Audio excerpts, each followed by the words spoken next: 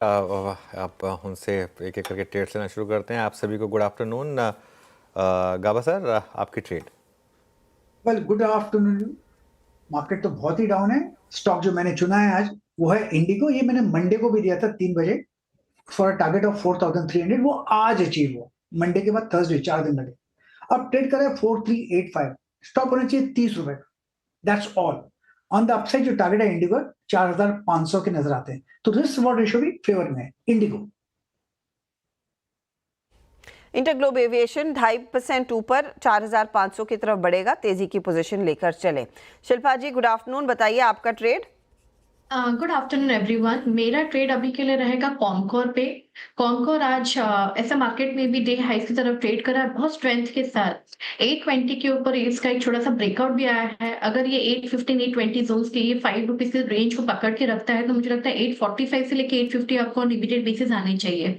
तो यही आपका स्टॉप लॉस होगा 815 and look for targets of 850 Concor. Okay, Concor 824 पे। और मानस, गुड आफ्टरनून, आपका ट्रेड इस वक्त का। Good afternoon Viren ji. तो देखिए एल&टी फाइनेंस में खरीदारी करने की राय रहेगी। आई थिंक अब बॉटम बना है क्योंकि हायर टॉप्स हायर बॉटम्स का कंफर्मेशन है और 20 डे मूविंग एवरेज को स्टॉक ने रीगेन किया है। तो एक बाउंस बैक प्ले है। करंट लेवल्स पे आप खरीदारी कर सकते हैं।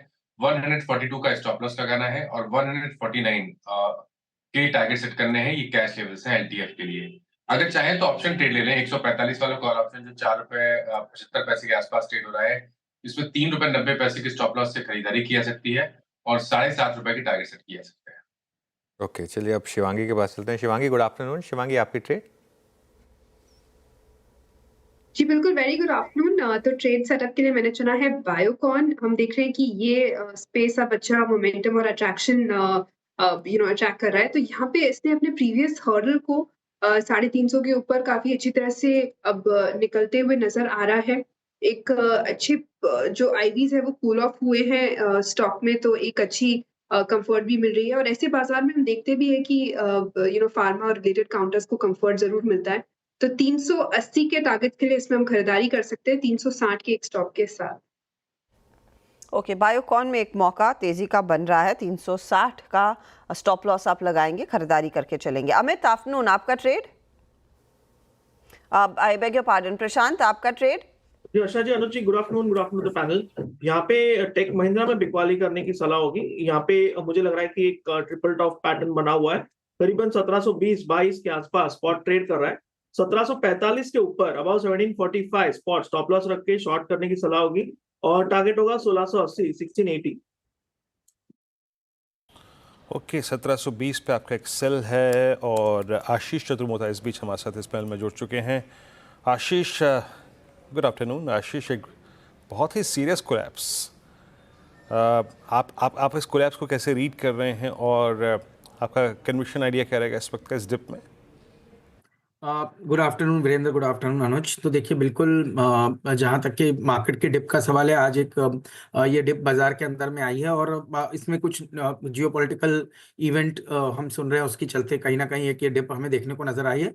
तो मुझे लगता है कि ये जो वोलेटिलिटी है मार्केट के अंदर बनी रहेगी। बट इंपॉर्टेंट बात ये है वीरेंद्र कि हमें लगता है कि एक जो बाजार का बेस है वो कहीं ना कहीं 23,500 23,600 की जोन में बन चुका है। और जब तक के बाजार इस सपोर्ट जोन को वायलेट नहीं करेगा तब तक के हमारा ये मानना है कि ये एक रेंज बाउंड बाजार होगा जहां 23,600 सपोर्ट के तौर पे काम करेगा। और वहीं जैसे अभी अनुज कह रहे थे 24,300 24,400 का जो जोन है वो एक स्ट्रॉन्ग रेजिस्टेंस के तौर पे काम करेगा। तो इस ब्रॉड रेंज में कहीं ना कहीं बाजार ट्रेड करेगा और बहुत ही स्टॉक स्पेसिफिक अप्रोच इस समय पे हमारी होनी चाहिए। तो बहुत ज्यादा एग्रेसिव पोजिशनिंग को इस समय अवॉइड करना चाहिए और धीरे धीरे ही कोई भी एक्यूमुलेशन जो आपको स्टॉक पसंद है उनके अंदर एक्यूमुलेशन करना चाहिए। अब जहां तक के जो थीम हमें पसंद है, तो सबसे पहले जो हमें लगता है कि सेकेंड हाफ है ये फाइनेंशियल ईयर का, वहां पर पे केपेक्स के अंदर एक अच्छी रिकवरी देखने को नजर आएगी।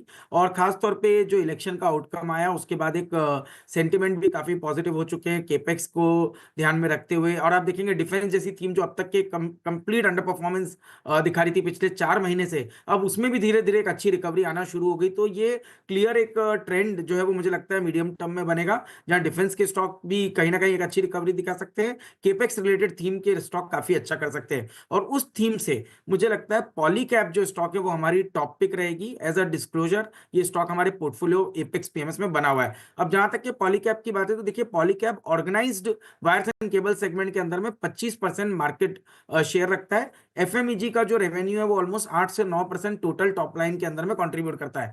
आज से कुछ समय पहले उन्होंने अपने एक लीप प्रोजेक्ट की बात की, जहां उन्होंने कहा था कि 20,000 करोड़ की टॉप लाइन को अचीव करेंगे, और ये ऑलमोस्ट उस टॉप लाइन को अब अचीव करते हुए नजर आ रहे हैं। तो क्लियरली इनका जो गाइडेंस था उसको इन्होंने भली भांति पूरा किया, और हमें लगता है कि ये जो स्पेस है वायर्स एंड केबल्स का, जैसे कि केईआई ने अभी क्यूआईपी किया और वहां पर पे उन्होंने भी इंडिकेटिवली अपने टारगेट्स, रेवेन्यू टारगेट्स बढ़ाए, तो ये बेनिफिट आपको इन वायर्स एंड केबल्स कंपनीज के अंदर में मिलेगा। मुझे लगता है पॉलीकैब उसका बेनिफिशियरी रहेगा। टेक्निकली आप देखें तो इस स्टॉक के अंदर में बहुत ही बढ़िया बेस कहीं ना कहीं 6,900 के जोन में बना है। ये सपोर्ट लेवल अगर से स्टॉक होल्ड करता है तो पुराने ऑल टाइम हाई 7600 के क्रॉस होते हुए मुझे पॉलीकैब के स्टॉक में नजर आते हैं। जैसे मैंने कहा, डिस्क्लोजर, केईआई और पॉलीकैब ये दोनों ही स्टॉक हमारे पोर्टफोलियो एपेक्स में बने हुए हैं।